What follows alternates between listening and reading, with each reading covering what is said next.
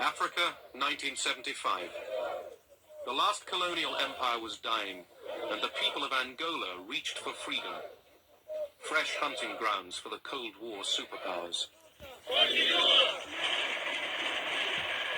As Portuguese troops pulled out of Angola, three groups jostled for power. America's fears were aroused.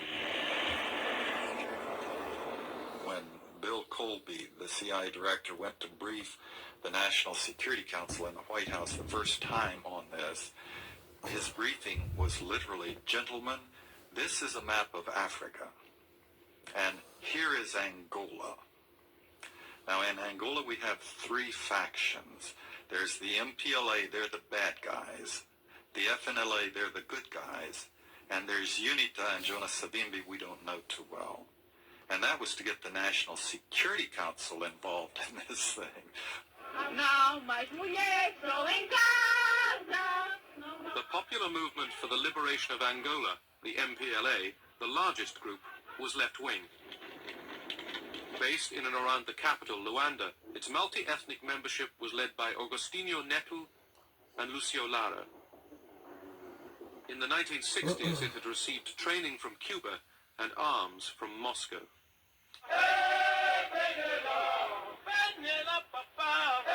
The National Front for the Liberation of Angola, the FNLA, operated largely in the north of the country.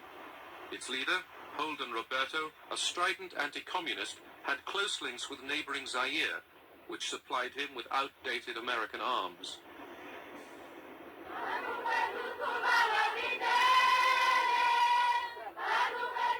The National Union for the Total Independence of Angola, UNITA, led by Jonas Savimbi, was based in the south of Angola. A charismatic leader, Savimbi decided that American backing was the key to power.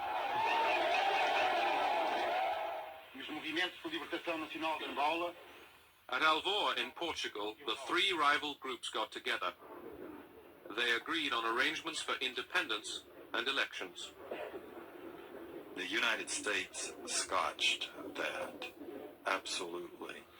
Our solution was the CIA, without approval from the National Security Council, delivered $300,000 to Holden Roberto and ordered him to send his people into northern Angola. We weren't worried about receiving American aid. We knew that the Soviet Union was supporting the MPLA, and we had no possibility of countering that.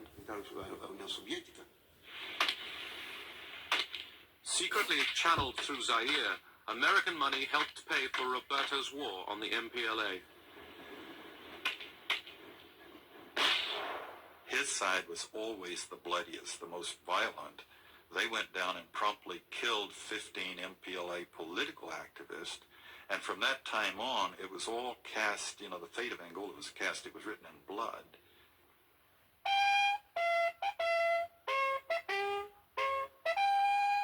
The Americans were not sure that Roberto's troops could defeat the MPLA. The Central Intelligence Agency sent John Stockwell to investigate. Roberto said he had 30,000. I had trouble counting 30. Badly armed, disorganized, kind of rabble kind of troops. And he was a cocktail party cowboy. He'd spent his whole career politicking in Kinshasa. He knew nothing of military operations or logistics or organization. Then Stockwell went south to UNITA's headquarters.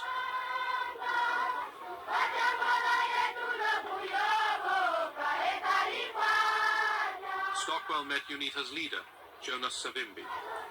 I found a different kind of revolutionary. He'd spent the entire time inside Angola, 20 years. He had led the guerrilla fighting himself. Whatever the consequences, whatever the results, we will continue to fight, because we don't want to be slaves of Russia in Angola, in our own country. America was now backing two of the three independence movements.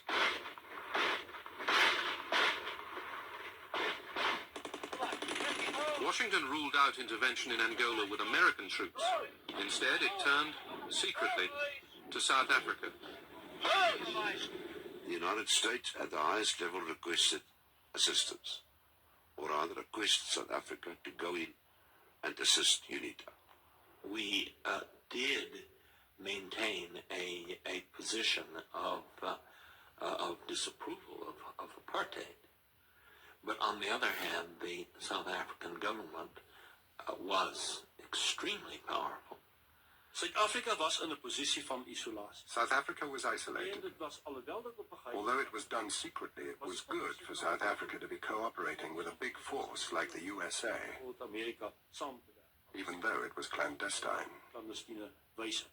There were many people in policy-making positions in the Department of State who were essentially willing to have a funny, ambiguous relationship with South Africa.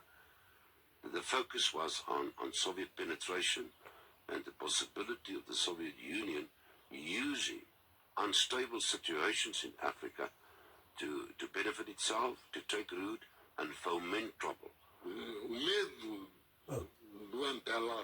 They were afraid of the MPLA. They called us communists. The South Africans were terrified of the MPLA. They didn't have that terror of the FNLA or UNITA.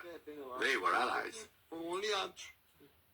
They didn't like the MPLA because the MPLA declared itself against apartheid.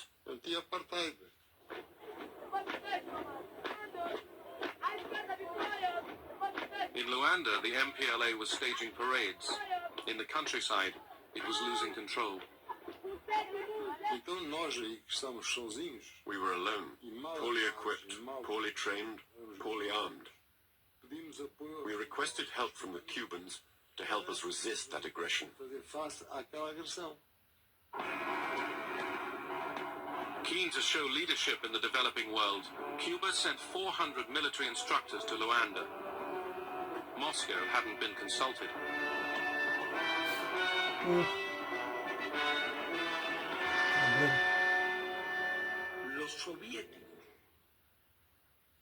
The Soviets knew absolutely nothing about it.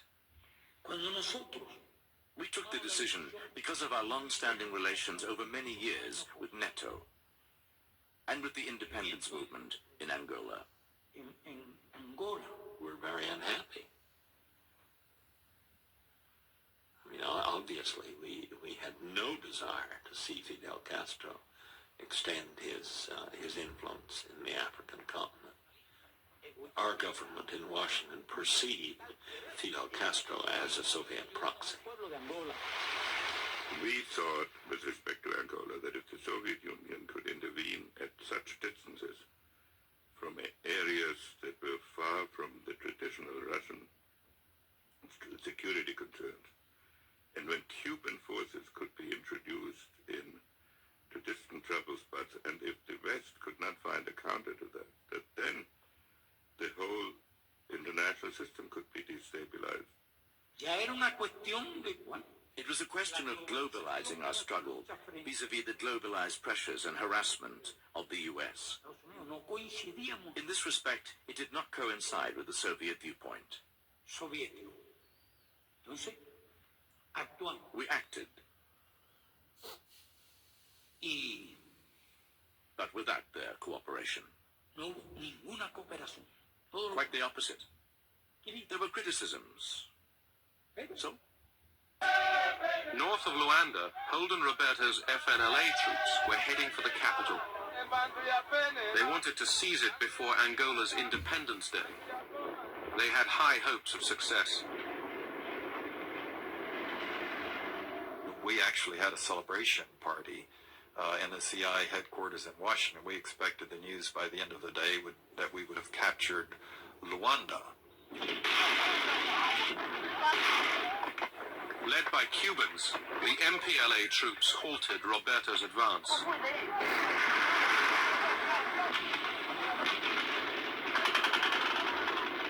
In the middle of the valley, about 2,000 122mm rockets began landing. And we had nothing to answer with, and our forces broke and ran. The military force of the FNLA had been blunted. America's ally was in trouble. A bigger challenge now faced the MPLA. In October 1975, South African troops had invaded Angola. From their bases in Namibia, they had joined forces with UNITA. We advanced approximately, I think, something like 80 kilometers a day. By this time, my troops were getting good. I mean, they were really getting on with it now. They were out of those vehicles and into assault formations. But shoot the hell out of these people, you see, then they would back up and move because they didn't expect us. The South Africans were helping UNITA, and Zaire was supporting the FNLA. So it was only fair that the MPLA asked the Cubans to come and support us in the struggle against the invasions.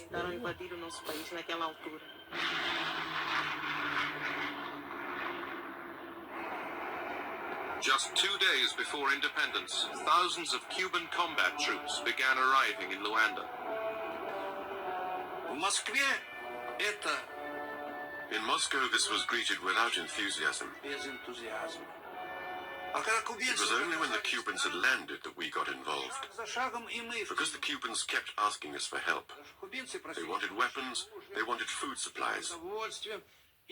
Once we started sending things to Angola, we were soon in over our heads, even though it wasn't in our plans to go there.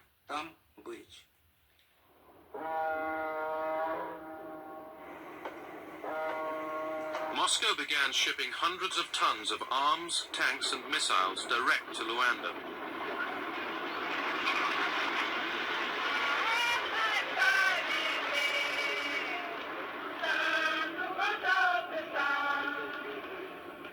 As the MPLA began rehearsals for Independence Day, battles were still raging just miles from the capital.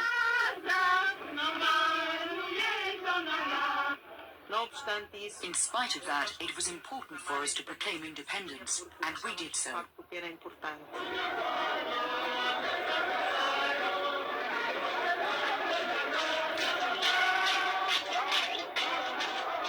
MPLA celebrated Angola's independence in Luanda.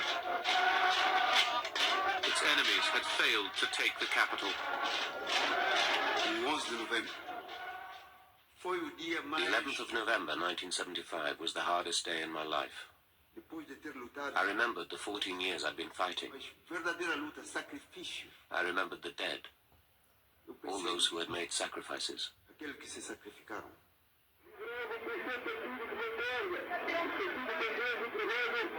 Agostinho Neto greets the Soviet ambassador. The MPLA was recognized as Angola's government by the Soviet Union, Cuba, and most of Africa. Its fight against South African troops gave the MPLA political credibility.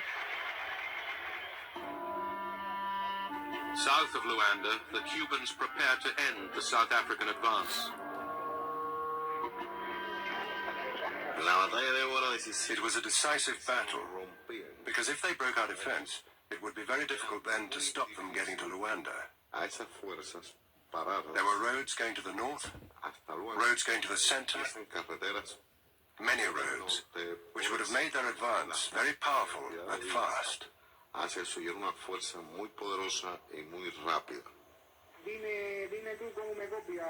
The Cubans were ready, waiting. Angola would have been lost. Mobutu's troops were close to Luanda. The South Africans had penetrated over 1,000 kilometers. They were close to Luanda.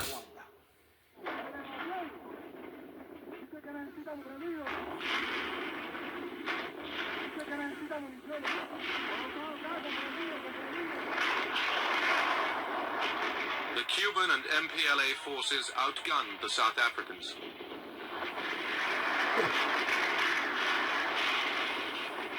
They were shot very badly. I just saw these lorries with blood dripping out of it. It wasn't very nice. And then to go and investigate, for the first time to see they're actually your own troops It wasn't very nice at all. They left everything on the field. Men, vehicles, weapons. It was a great victory over the South Africans. South African and American hopes of a quick victory over the MPLA were crushed. Washington was running out of options. Right after Vietnam, the American people in no way, and the Congress and the media, would put up with the U.S. putting its forces in to control the outcome of a country that none of the American people were interested in. The administration fell back on the CIA. It secretly provided money for Roberto and Savimbi to recruit mercenaries from Africa, America, and Europe.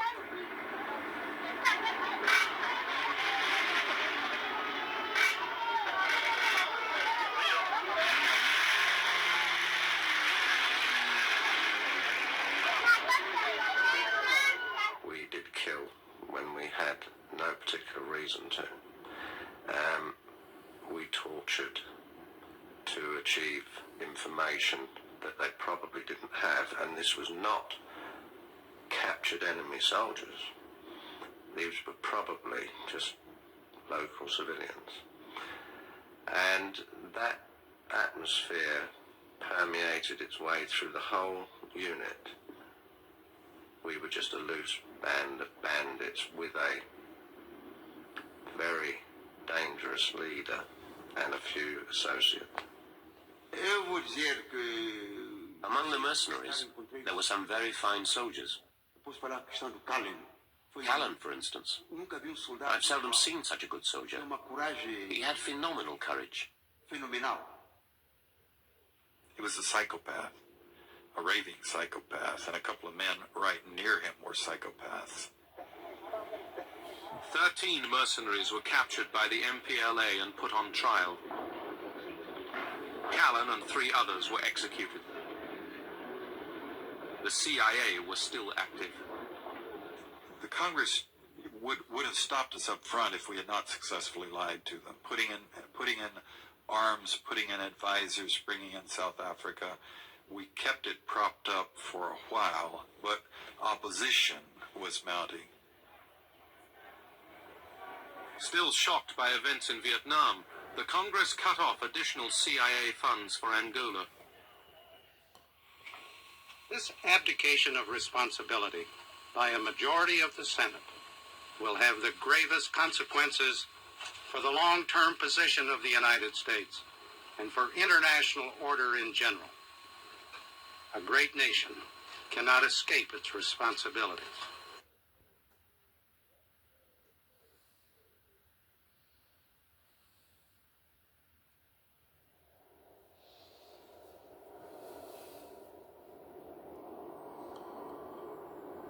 (1879), in an obscure corner of southern Africa, the British Empire went to war with a friendly power.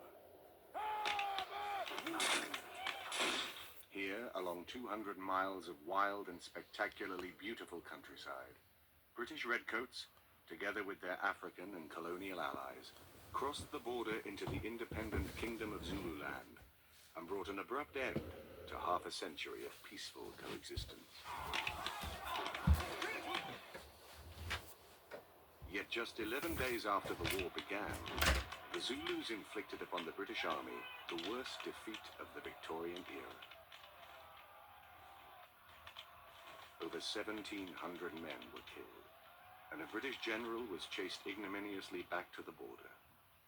British imperial pride was stung as seldom before. A war that the politicians had hoped would be over almost before it made the newspapers degenerated into a brutal slogging match which would last for 6 bloody months. For the Zulu people, the consequences of the invasion of 1879 would be disastrous. Thousands of the young men were killed in battle, the great royal homesteads were destroyed, the political and economic structure of the kingdom was undermined. And really this paved the way for the more modern exploitation of the Zulu people into recent times. Yet for the British, the ostensible victors, the campaign also proved disastrous. It had laid bare the cynical political ambitions which lay beneath the propaganda and pomp of empire. It left its glorious reputation in ruins. It led to the fall of a government and brought to an end a grand European dynasty. But who were the Zulu people? And what strange set of circumstances brought them into such dramatic conflict with the greatest empire the world has ever known?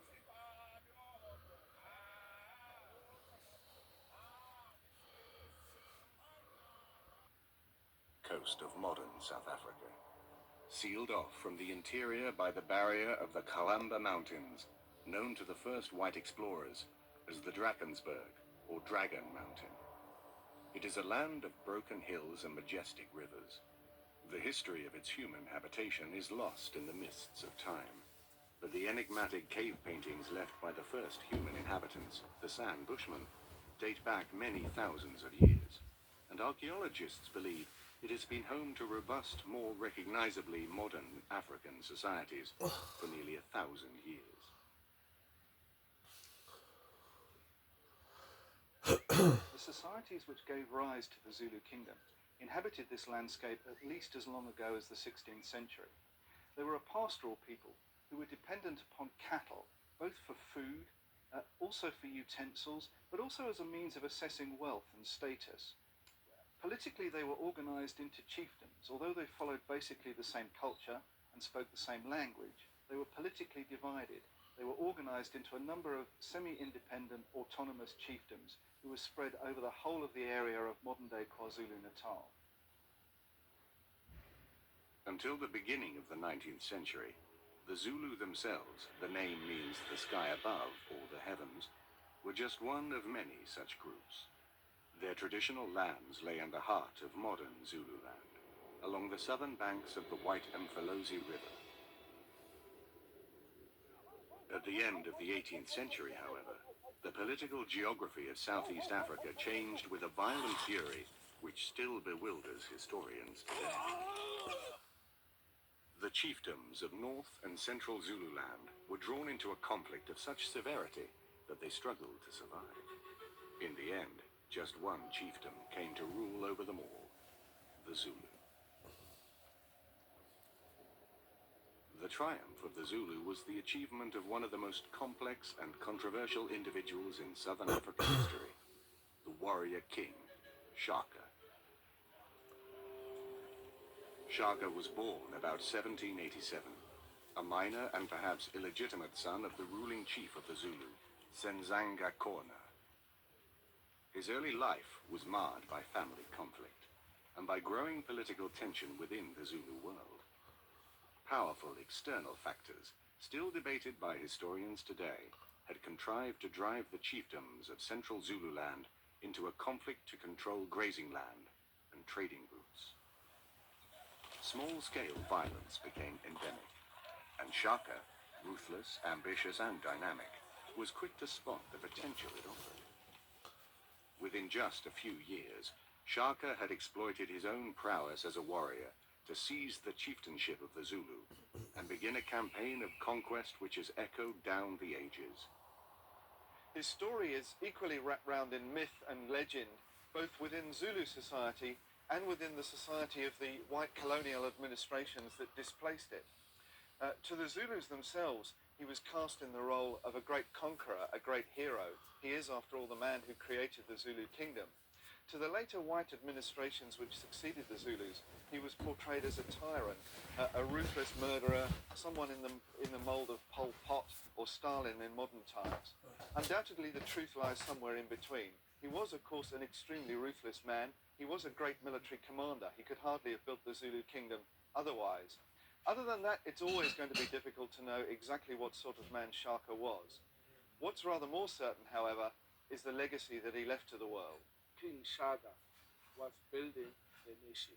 If you don't like to come and join him, you see, there is no other way. It's just put you a little stick, you see, like a child. Yeah? You come to me, then you come straight to him. Yeah. Not because he was intending to kill people, to kill you or to kill others. No. he was just telling them that we must make a strong nation, one nation, so that we can be a big nation. If somebody come and attack us, then we conquer him because we are together. Under Shaka, the Zulu emerged as the most powerful group between the mountains and the sea, dominating the country from the Black Mfolozi River in the north to the Tugela River in the south. Shaka's armies regularly raided further afield, forcing other groups to submit to the Zulu, or simply to flee to escape them. Shaka owed much of his rise to a military revolution. Until the end of the 18th century, warfare in southeastern Africa was traditionally carried out by bands of youths armed with light-throwing spears. Shaka insisted that his warriors fight with a new weapon. It was a short, strong, powerful, broad-bladed stabbing spear. It was used in a very specific technique for fighting at close quarters.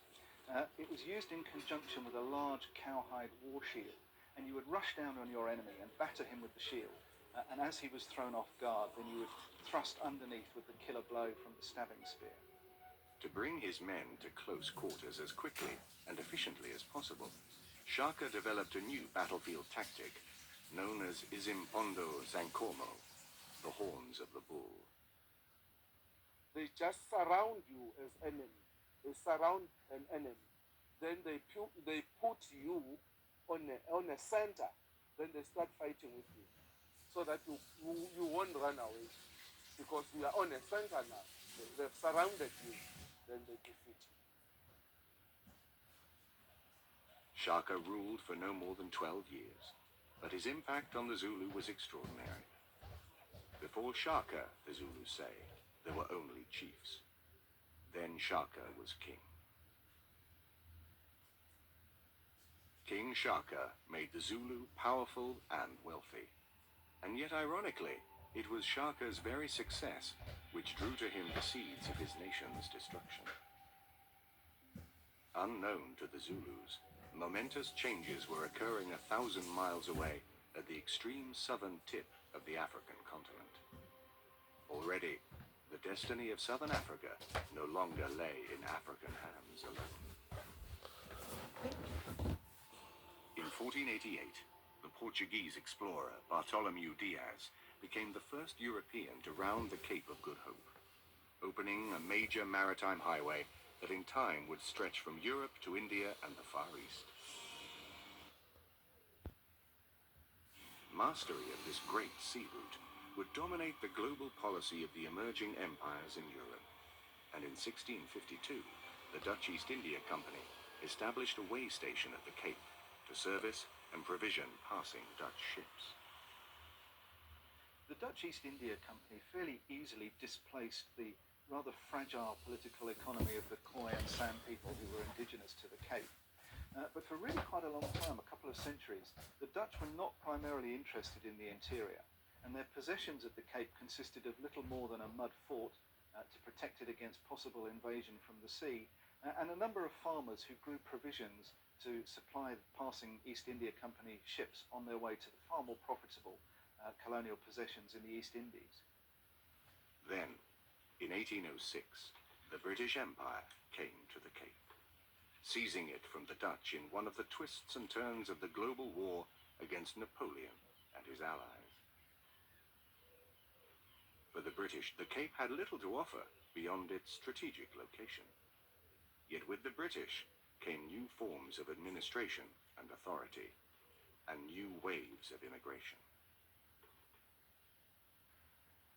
The boundary of colonial southern Africa advanced inexorably into the hinterland, often driven by the restlessness of frontier farmers and frequently to the exasperation of imperial officials.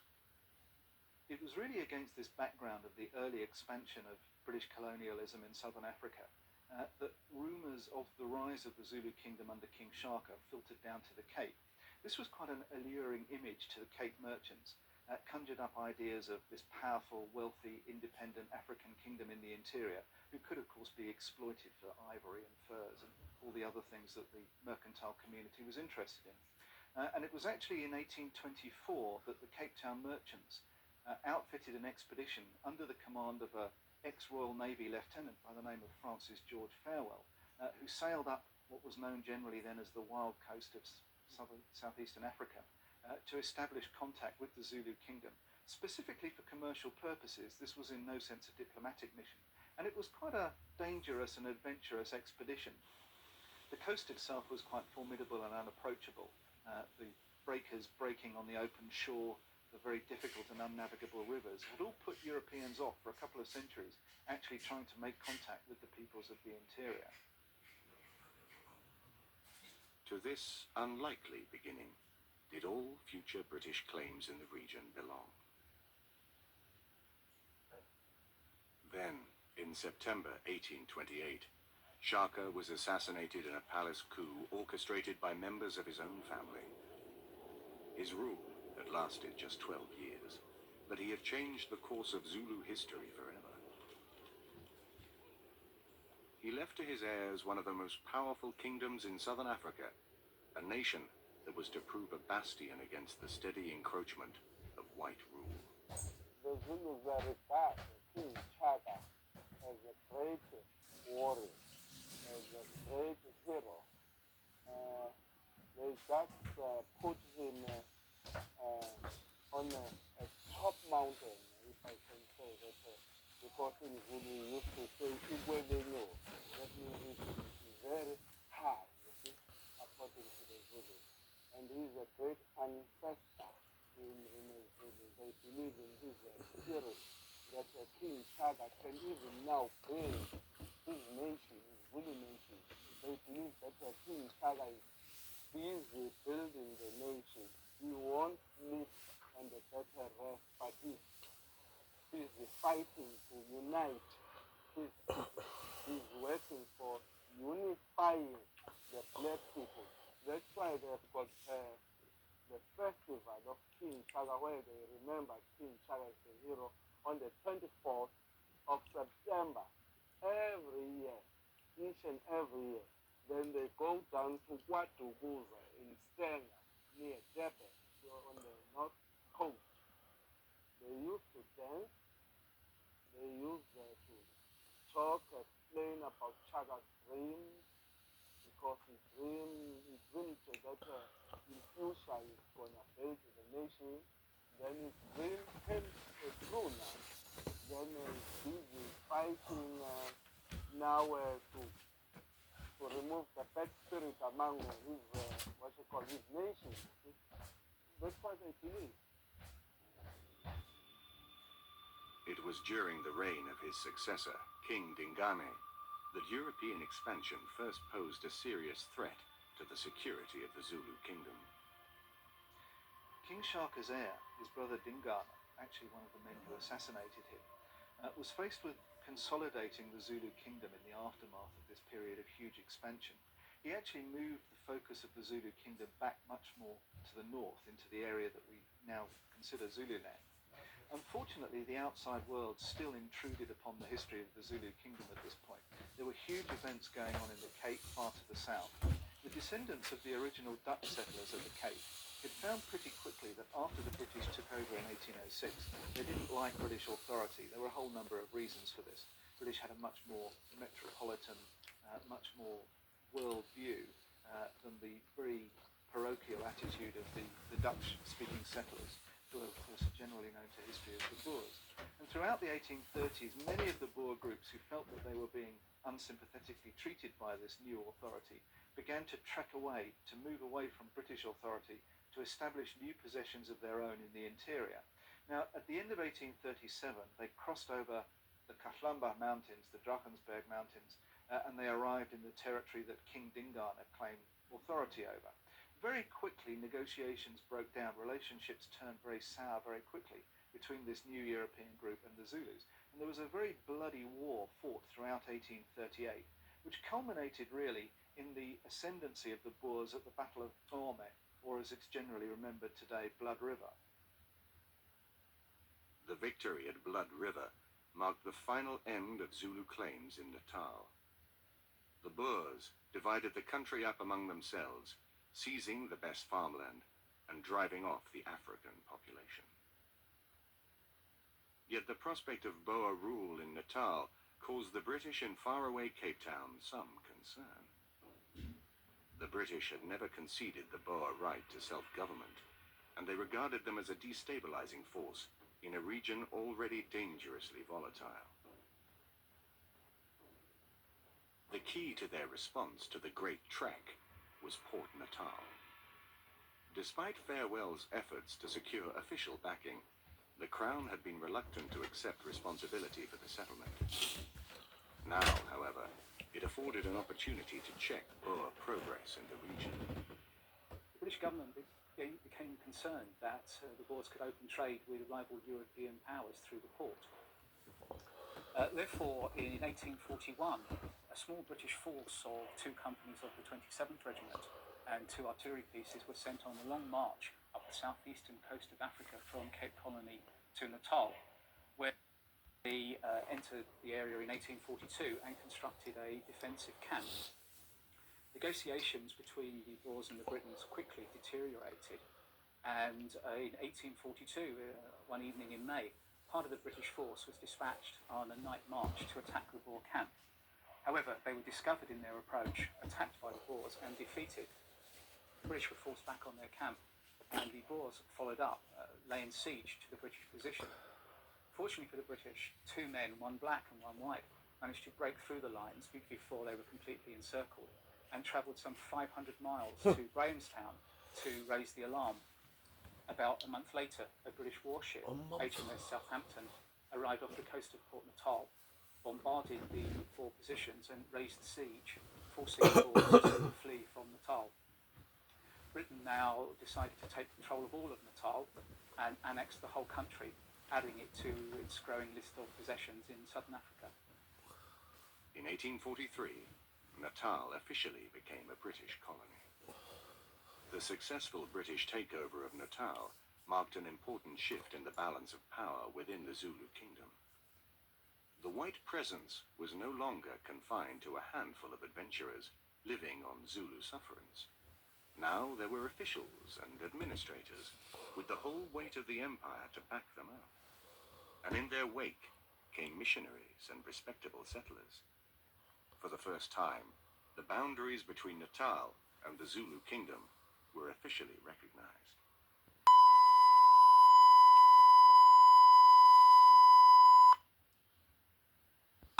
The Kenya police has grappled with the challenges posed by criminal gangs. These gangs have used all manner of excuses to pre-position the public to tolerate their existence. But underneath all the misleading arguments, some of which have been laced with religious undertones, is a harsh reality. Over the years, these criminal gangs have engaged in such serious crimes as murder, robbery, extortion, and blackmail. The actions have trampled on the legal and moral rights of wananchi, violated the sanctity of life, and desecrated the individual's right to own property.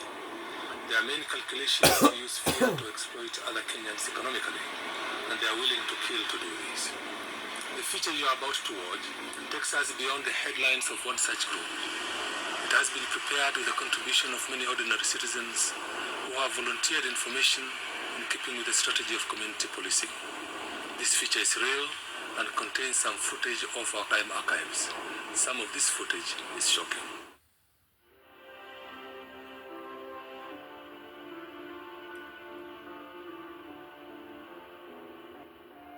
A look at 50-year-old Mama Mary Waithera Wanjenga tells the story of her shattered life.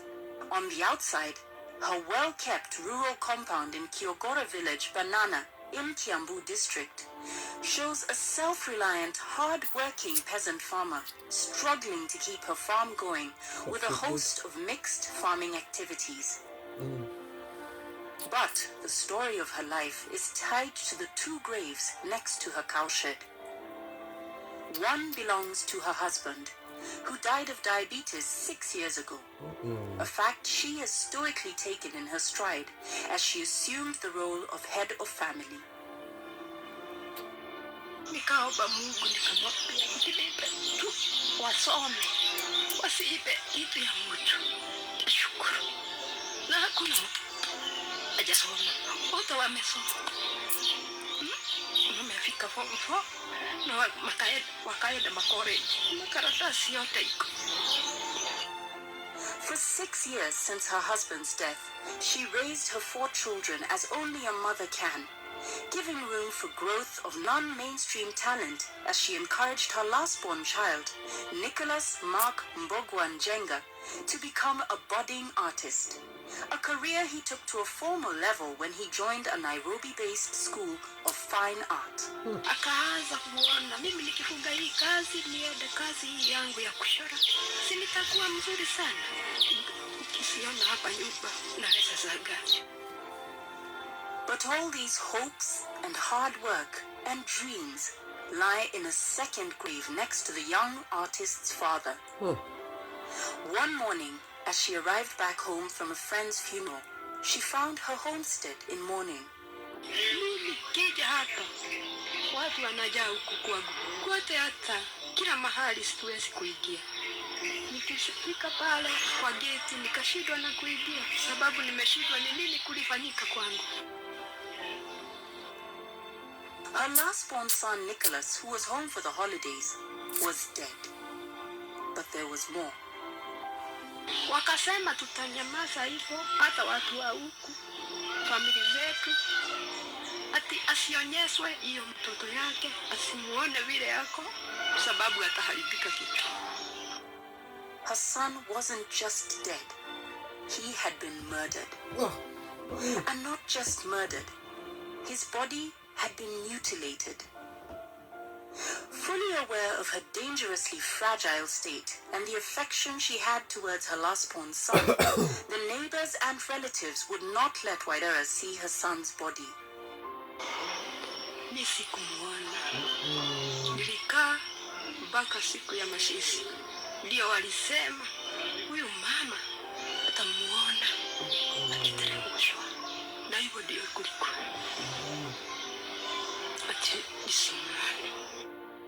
Pictures and memories are all that are left to Waithera and her family. 2 years later, her calloused hands still cradle her son's paintings, showing them to anyone who visits her forlorn home, hanging desperately onto the memory of a young man she loved. Still, it is obvious residents of Banana Division know more than she does. But they still don't tell her much. She loved her son too much to know the truth and made her confesses. Kwanza kama mimi, Mungu anaweza kuniambia kweli. Hata wawezi kuongea mahali nipo. Hakuna mtu anaweza sema. As Waithera struggles to understand the fear and pain her son encountered before his life was snuffed out, another family in Bumberi of Kiamba Division, Kiambu District, still struggles to come to terms with another death that occurred in the same period. Nikaambiwa Jino ameuawa na amekatwa kichwa na kichwa yake iko Kiambu Town, mahali matatu inabebea watu ya kwenda Ruiru na Nairobi imewekwa hapo na mwili yake uonekani. Mzee Jino Njuguna of Kiambu still reeks of bitterness and pain as he recalls the murder of his grandson. His relationship with Dominic Njino was personal. The young man, as per Kikuyu tradition, was named after him. And his violent death has left a deep scar that the old man in his sunset years still struggles to come to terms with. Kisha hakuna. Ametolewa suruali. Amekatwa. Hali yake. Wanaume yote. 2006 is still bewildered as to why her son was targeted. Masomo alikuwa mzuri sana. Mzuri sana.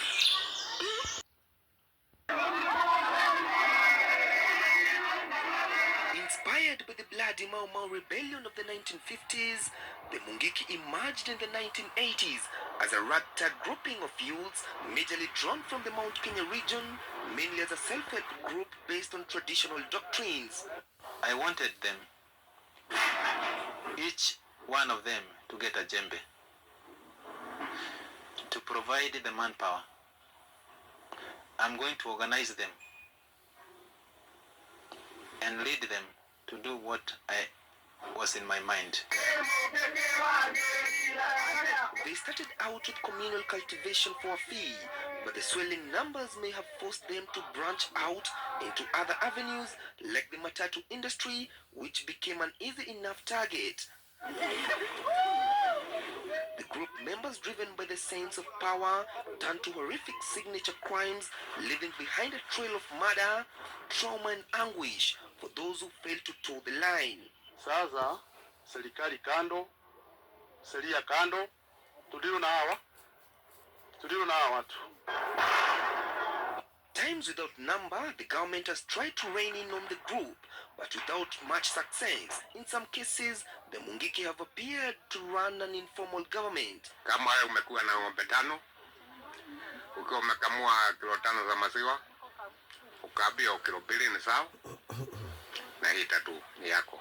But what has really fueled the sex group is rumored funding by politicians, especially from Central Province, who have used the sect to achieve their political goals. And so, it is with pinch of salt that conversions of figures to Christianity, first Ndura Orenge and the latest Mainanjenga, will be viewed. According to myself, my salvation is from my inner part of myself. I'm not Dora Warongi. If you know how to build something, you can be able even to destroy. So I know all the formulas of destroying. And given that there are splinter groups within Mungiki, it remains to be seen whether Mainan's conversion to Christianity will see the death of Mungiki as it has been known, or whether this will turn out to be just another phase in the long-running metamorphoses of the Mungiki. Chris Tairo, Citizen TV, Nairobi.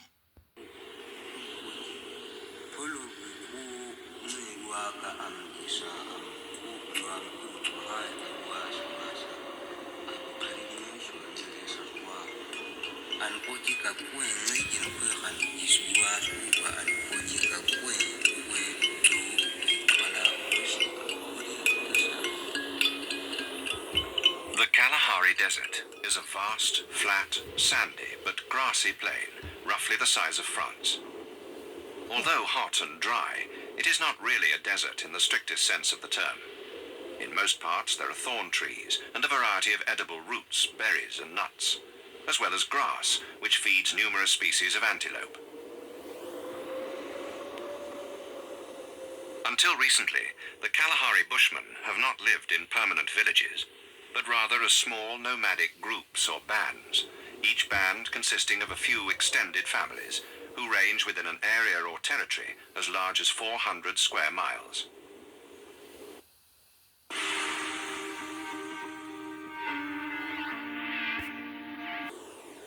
Their once numerous ancestors inhabited nearly all of southern Africa and perhaps parts of East Africa.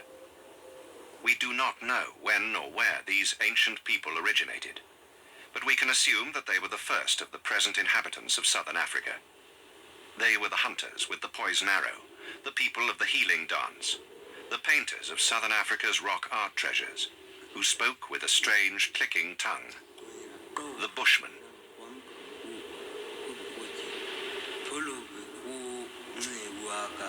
Time and history have taken a heavy toll on their numbers, and today almost all of the remaining Bushmen eke out an existence in remote areas of the Kalahari Desert. This was not always the case.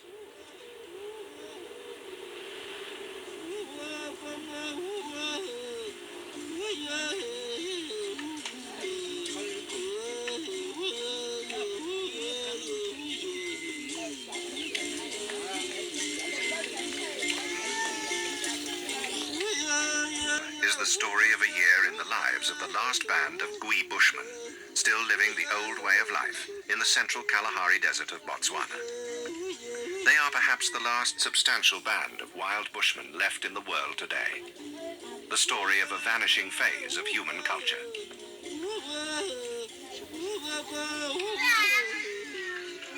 Lived in this place they call Kotwe, somewhere in the middle of their great sand face, the Kalahari. The day begins.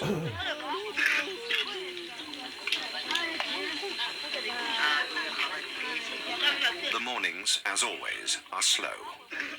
People take time to visit, to sit together and to talk, perhaps about the day's hunt or whatever plans they have, if any, for the day ahead. 24 people, from 1 year to 95 years in age. They share everything.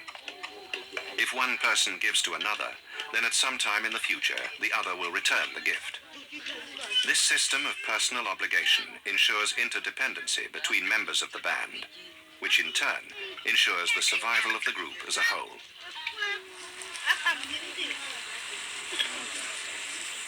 They live only by hunting and gathering. Hunting is men's work, and the gathering of felt food is primarily a woman's task. It is early in the year. The last rains were only 2 moons ago, and the veld still produces enough food to keep the band reasonably secure within this area of the Great Sand Face.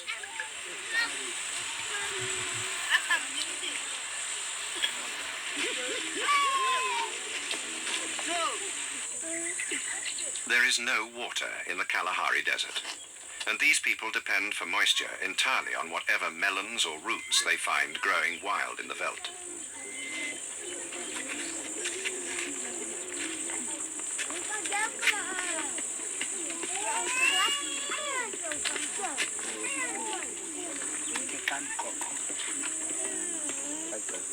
This is Kikwe, the grandmother of the band. She's close to 85 years old.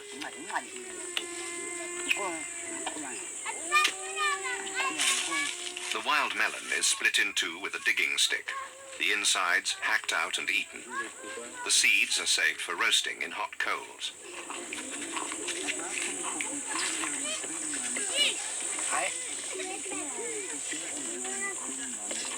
The grandmother says that this old man, 0-0, is at least 10 years older than her.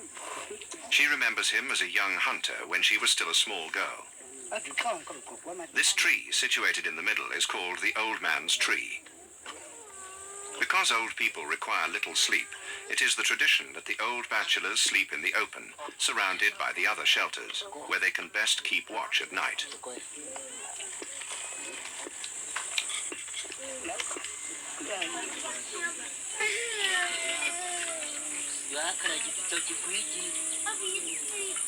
Nothing that can be eaten or otherwise practically used by bushmen is ever wasted.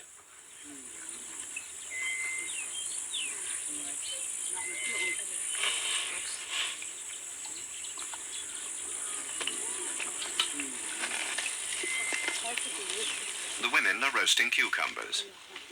Apart from roots and other green foods, these provide the only real source of liquid during these hot summer months. The cucumbers are covered with hot coals and left until morning to be eaten over the next few days or until the next gathering trip.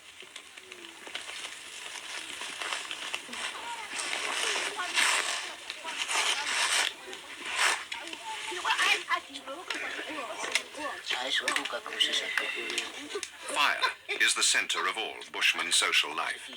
Something to cook food in, to gather round, and to keep warm by at night. Relationships within this little band are very strong, with set patterns prescribing each person's behavior towards his fellows. Every custom is geared towards ensuring the survival and security of the band as a whole. No one individual pretends or claims to be different. We are all equal, they say, and it is on this basis of equality that we live our life. The old lady and little Seka, the hunter, the doctor, the young wives. These are some of the people of this little band, the last of their race to live in the old way.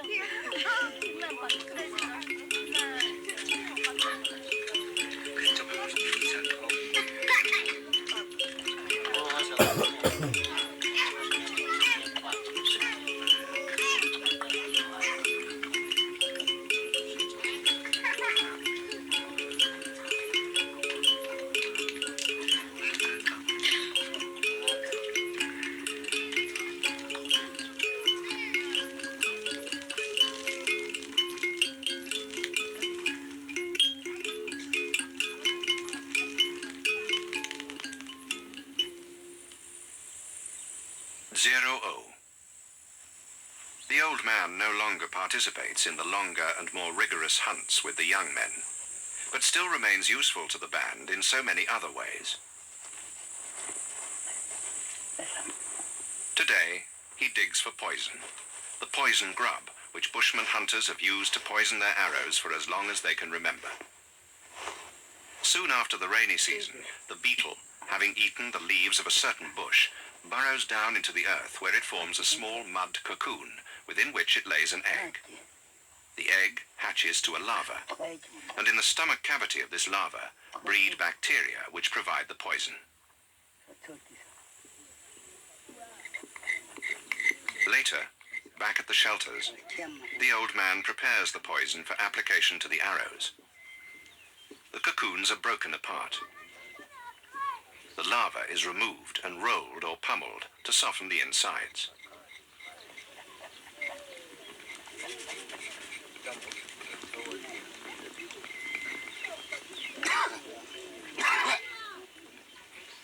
The poison is squeezed out onto a bone placed next to the fire to keep it warm and liquid.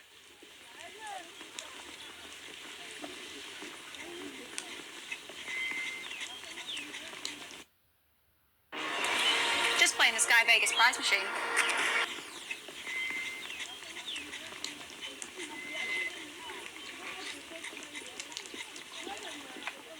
Zero-O chews the bark of a special tree and mixes its juice with the poison. This strengthens the poison and also helps it to bind onto the arrow shaft. The Bushman hunting arrow is made up from 5 different parts, but consists of 2 main sections. The longer back section breaks off when an animal runs through the bush, leaving behind the shorter front shaft, which carries the poison.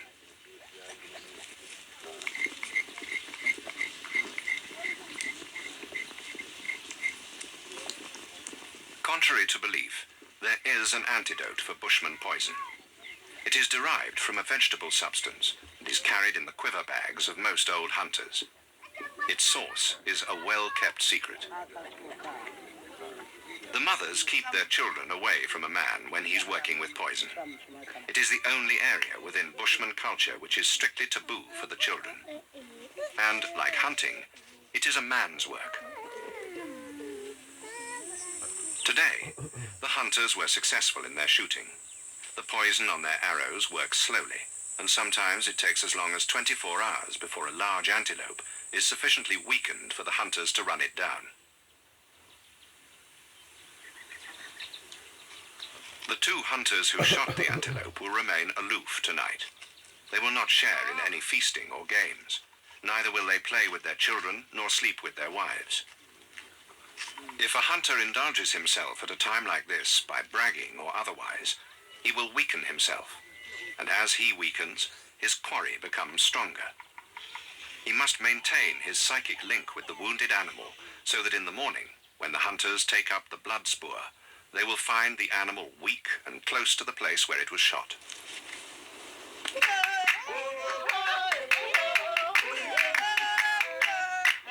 Although nothing is said, the women sense by their men's behavior whether or not they have succeeded in wounding an animal.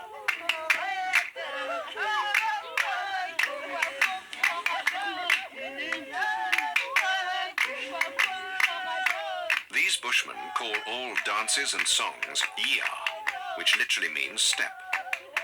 This dance, the melon dance, is one of the oldest traditional women's games. Whoever drops the melon suffers laughter and teasing from the other participants.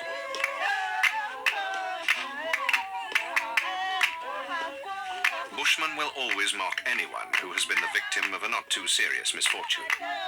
This is a way of making light of something which might otherwise be taken too seriously. A way of sharing and keeping all things equal, thereby re-ensuring the harmony and stability of the whole band.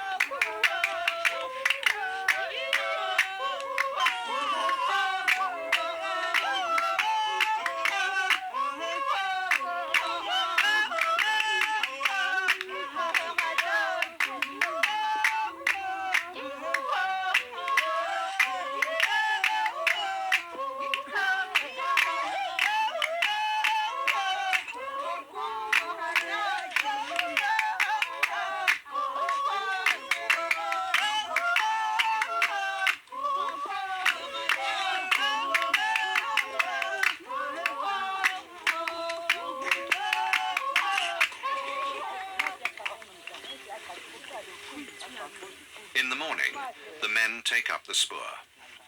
The hunters lead them to the place where they wounded 2 wildebeest. From there on, they follow the spoor, sometimes for many miles, before the animal is sufficiently weakened to be chased, run down, and finally killed.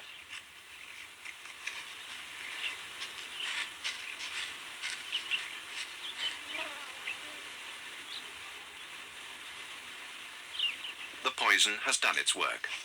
The first wildebeest is tracked down before the sun is too many hours old.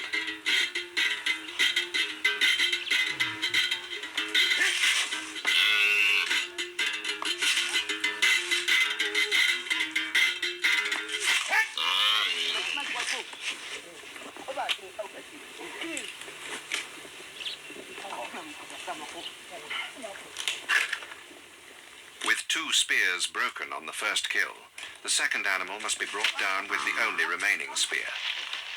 The first throw is true, but the animal is not ready to die. He retrieves his spear for a second throw, and then it is over.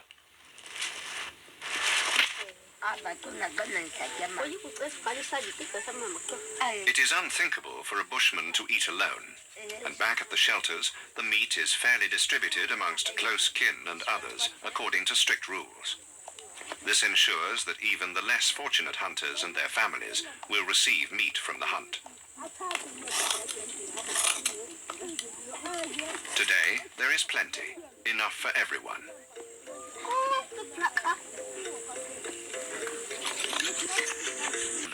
And helping with the cutting and carrying of meat on most of the hunts, he ensures his own keep in the band.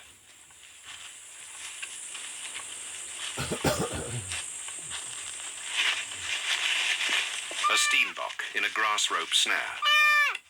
Horns and hooves are formidable weapons, and it's not uncommon for a man to have his knuckles split open. And in a place where there is no medicine, an injury like this can have very serious repercussions. Infection, gangrene, possibly the loss of a hand.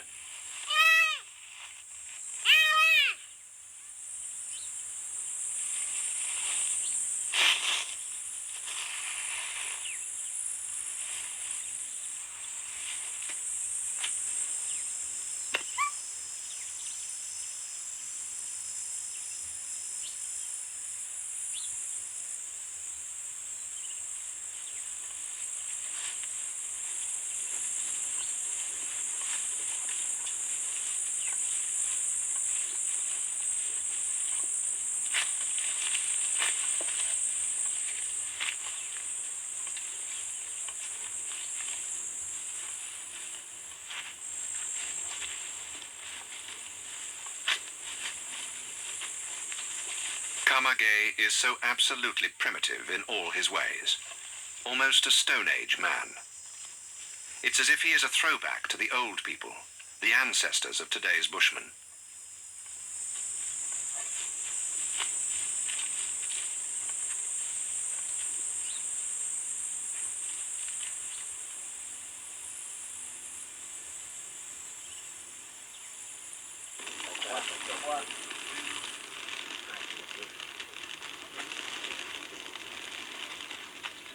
Small antelope, like duiker and steenbok, are always taken back to the shelters to be skinned and roasted. The children participate in these events, as they do in everything else.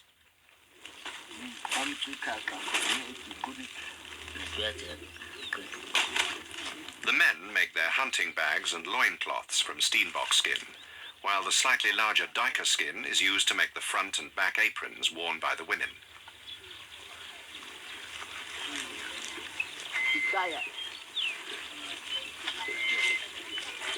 The skin from male hemsbok and wildebeest is too thick to cure. If not eaten, it is used for making sandals or cut into long strips. After attaching the heavy log weights, Kamage turns and twists the thongs to aid the stretching and softening process.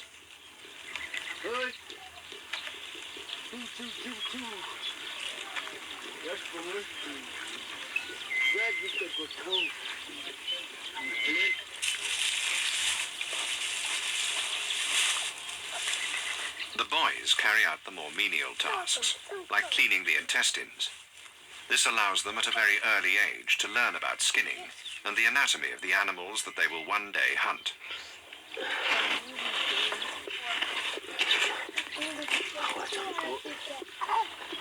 The steenbok is covered with a bed of hot coals and roasted.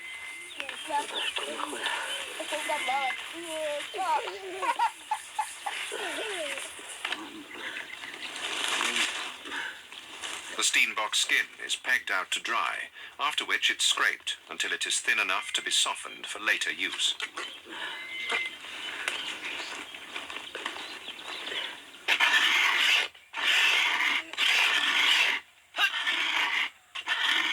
Skin scraping is normally a communal task, for men only.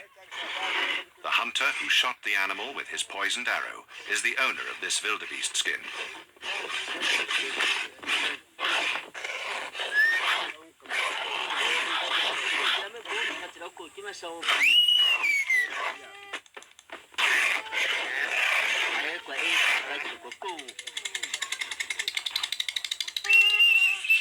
The Guikwe believe that whistling onto the blade helps to keep it sharp.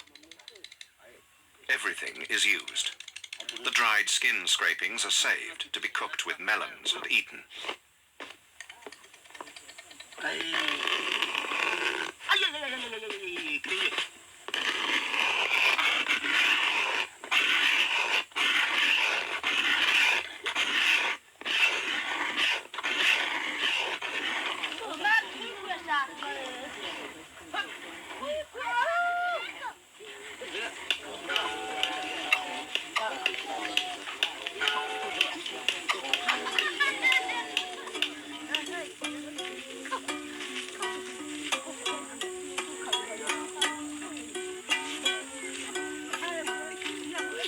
Autumn has come, and the great sand face turns from green to brown.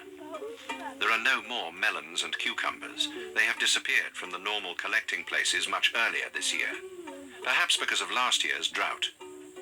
The coming winter will be hard.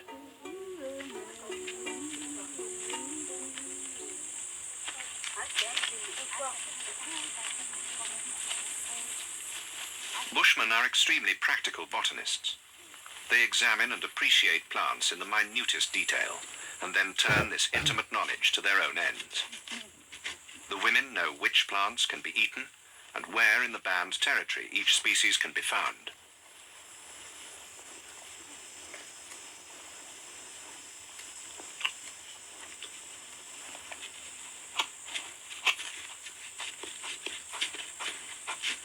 Most food plants are seasonal. There are some 50-odd species of edible plants growing in this part of the Kalahari.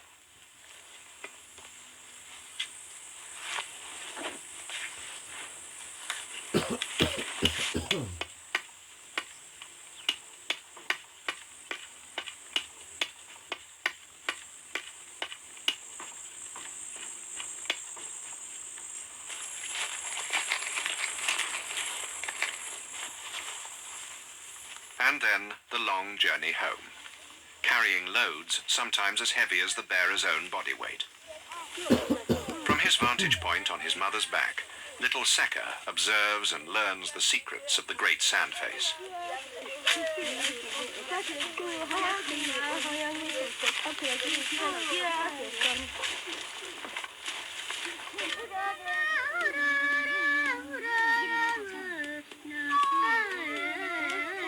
The evenings are still warm, but soon the south wind will begin to blow, and then comes the winter.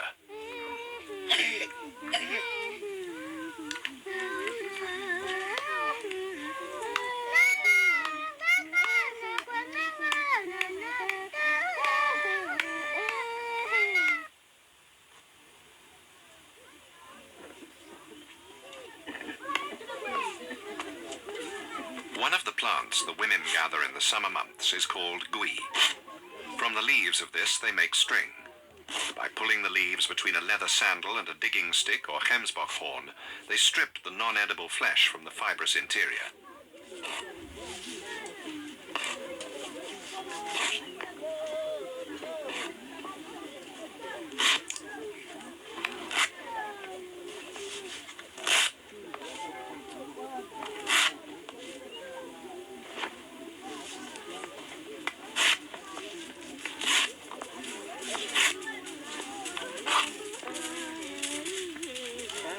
become too dry, these fibers are rolled and twisted into a string.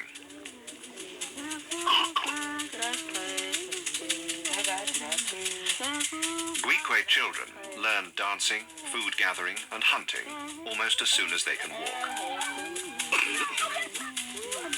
By the age of 6 or 7, the boys are already accurate shooters. They even make their own small bows and arrows.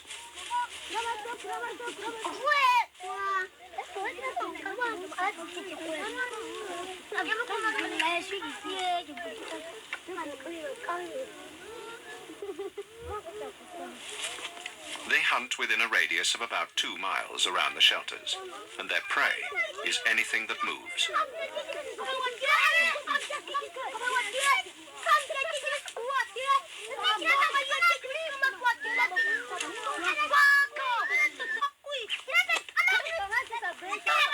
The Bushman boy dreams of being a great hunter when he grows up. His only reality is to be a hunter, and he hopes, if for anything, to be a great hunter, like his father.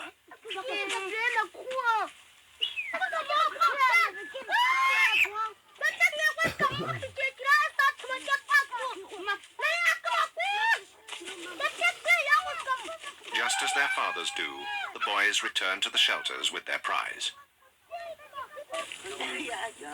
That morning, hunters on horseback from the government settlement passed by. In the evening, around the fire, the people talk of the settlement, the abundance of water there, and the free issues of food. Whenever there is contact with people from the settlement, the band reacts. They never had an alternative way of life before, but now they do, and the prospect makes them feel insecure and disturbed.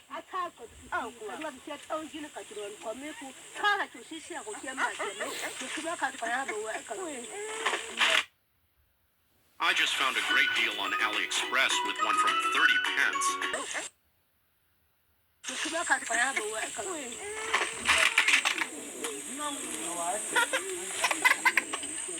In any Bushman camp, there are several fires constantly burning inside or in front of each hut, and frequently a communal fire.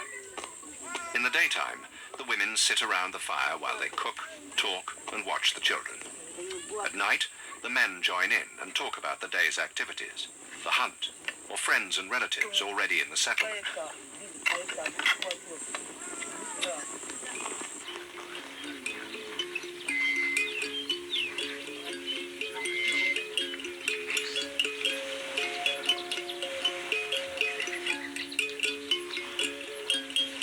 The Bushmen are so close to those basic natural elements, fire, air, and earth.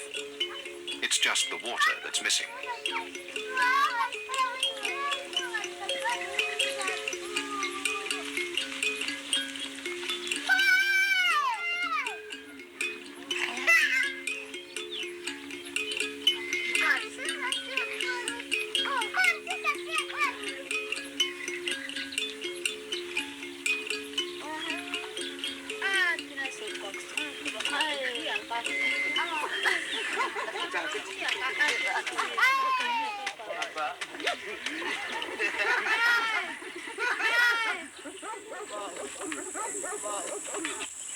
In the morning, a father and his son check the snares on the burnt-out plain near the shelters.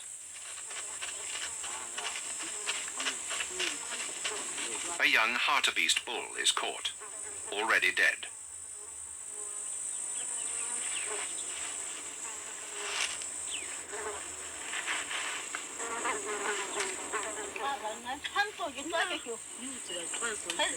The other men are hunting far away, so the pair go back to the shelters to bring the women to help carry the meat.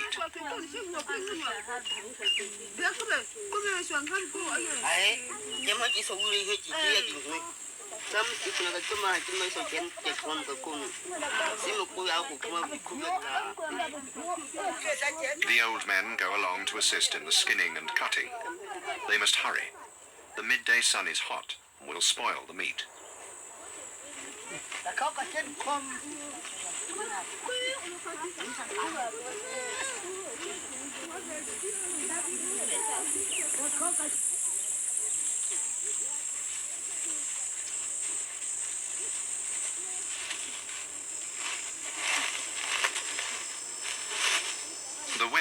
never allowed to help with the actual skinning and cutting. It is work only for men. The oldest man at the kill is responsible for the cutting of the foreleg, and this he does with the owner's permission. Old 0-0 makes the first cut, and then the other men join in and finish the task.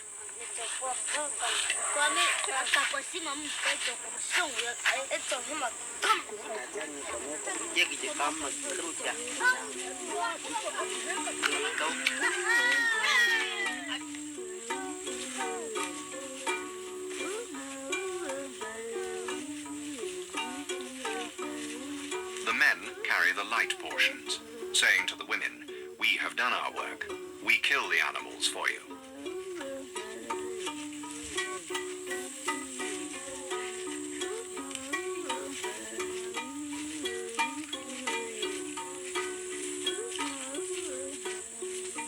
It is not far today. Before too long, they arrive back at the shelters.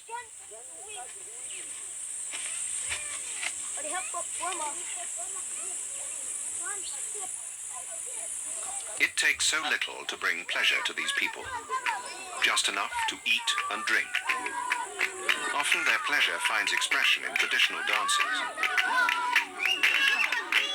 The ostrich dance, a celebration of male victory. In this dance, the men set each other up as protagonists in a challenge situation. The hunters and the hunted. The women clap and sing in accompaniment.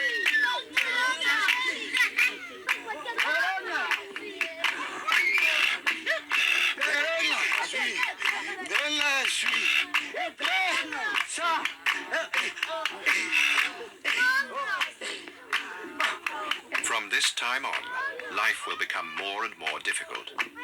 Already, food plants are scarce, and large antelope are no longer plentiful. Winter is coming, and with it, the dryness. Thoughts of the settlement and security are increasingly in everyone's mind.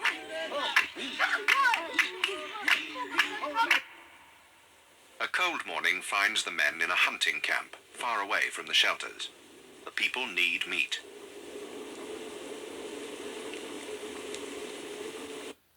YouTube Premium is ad-free YouTube.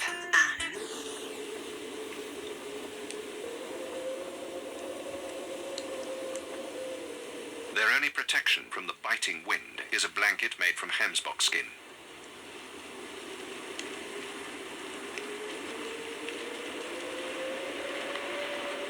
For 4 days now, they have been tracking giraffe, but the spoor is old.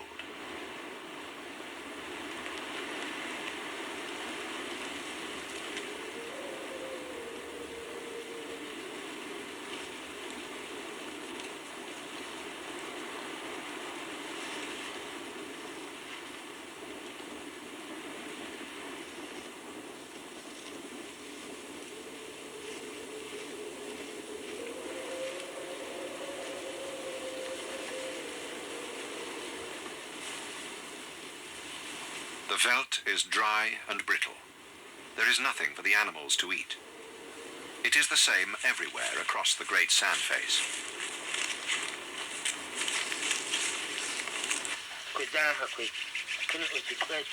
The hunter makes a fire by spinning a hard stick in a hole in a softer one. The friction produces smouldering ash, which is carefully tipped onto dry grass and blown into flame.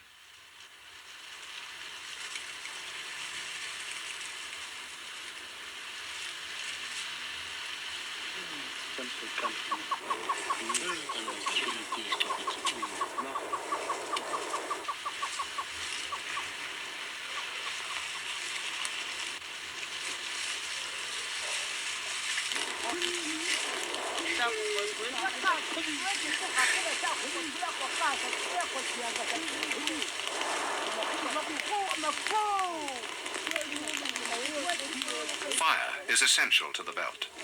It must burn out the old grass to make way for new growth, so that the animals will return.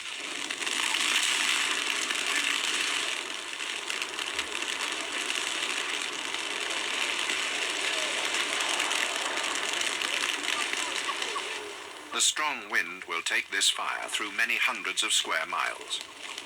When the spring comes, this will be a good place for hunting once again.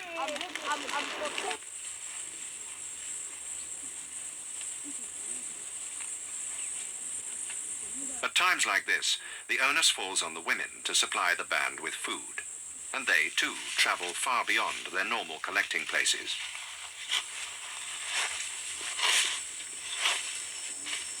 Two years of abnormal drought have caused the great sandface to suffer terribly, and everything they find is old and bitter. No wonder that the alternative of life in a government settlement and water seems more and more attractive.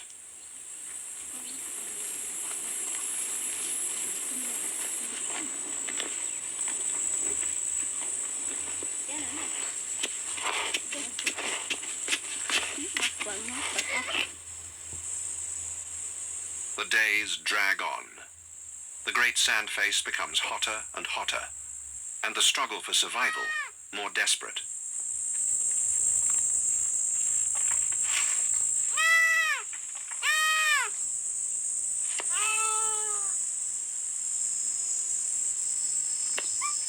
No quarter is asked, and none given.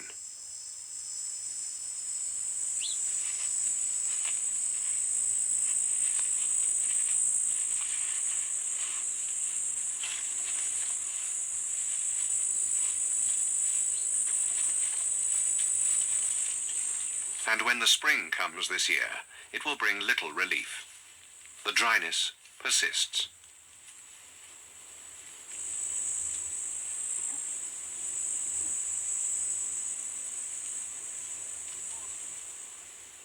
The sun burns from a pale, cloudless sky.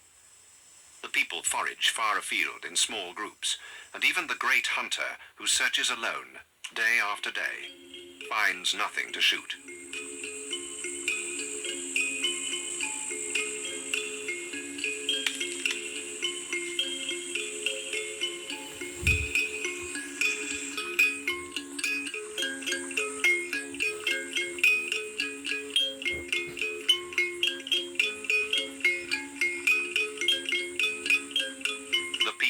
Thirsty all day long, each one trapped in his own heat, small, still bundles, in whatever black shade they can find. They breathe sparingly, conserve energy, and wait for the sun to pass.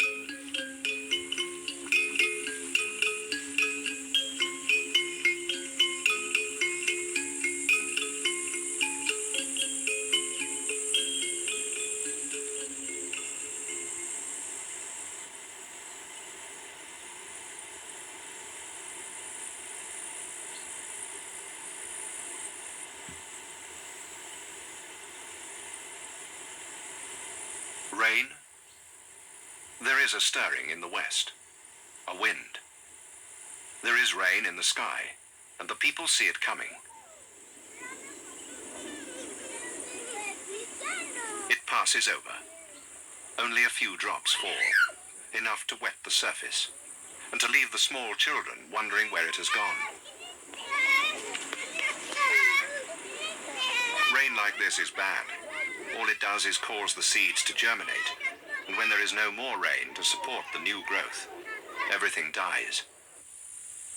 The days go through the same endless pattern of waiting for the rain.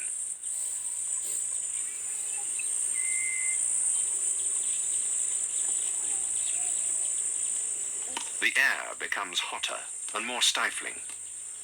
The bushmen wait. The rain must come. It always does.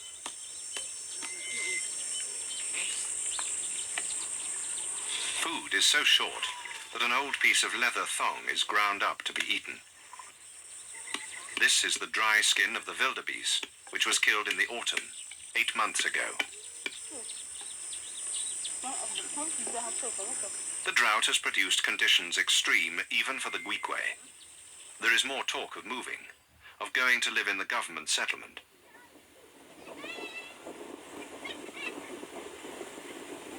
At last, the east wind comes, hard and hot, banking up clouds in the western sky.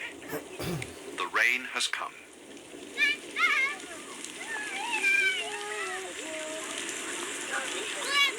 This is the first time the youngest children have ever seen rain.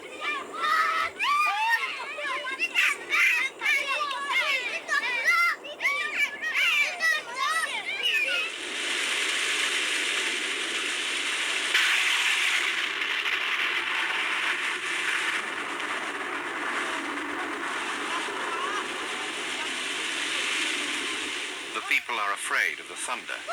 They shout at the lightning so that it can know where they are and not strike them.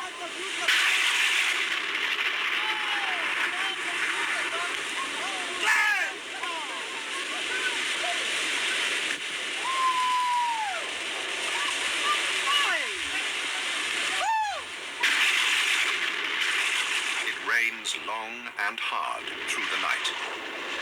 No one sleeps.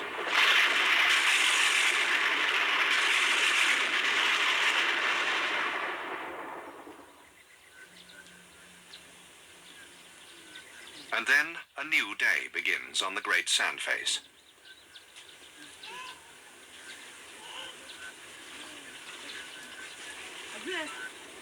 Little Seka comes to visit, just to make sure that no one has been washed away.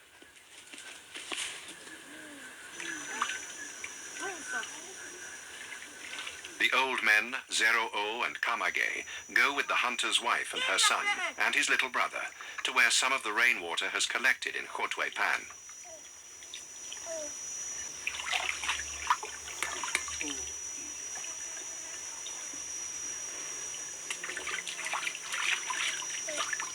The water will not last long. They fill the ostrich eggs belonging to all the people, and also the stomach bags from large antelope. A herd of wildebeest have already been through the water.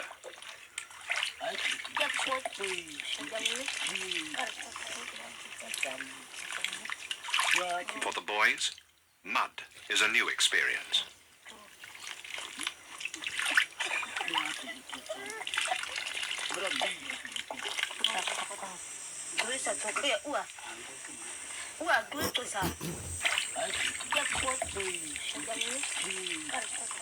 After filling all their containers and drinking their fill, they leave for the shelters. This is the only water these people have seen in the last 20 months, and by tonight, it will be gone. The sun is also thirsty. Rain does not mean that there will be water to drink. It is very quickly soaked up into the sand or evaporated.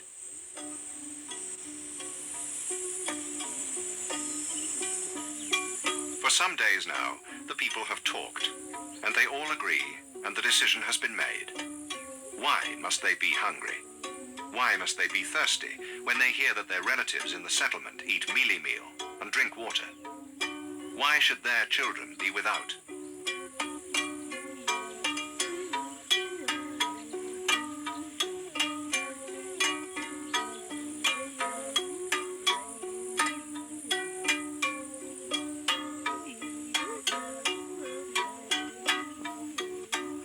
These are the last days of the wild Gwikwe. In the morning, they leave for the government settlement. They take with them everything that they own. It is a long walk. 5 days.